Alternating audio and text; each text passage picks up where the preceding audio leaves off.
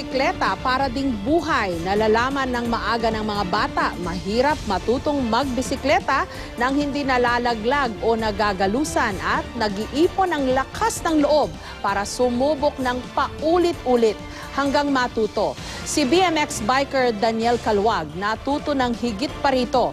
Itinulak niya ang sarili na pumadyak ng mas mabilis, sumikad ng mas malakas at parampahin ng mas mataas ang kanyang BMX. At heto, inuwi ni Daniel ang kauna-unahang gintong medalya para sa Pilipinas sa 2014 Asian Games.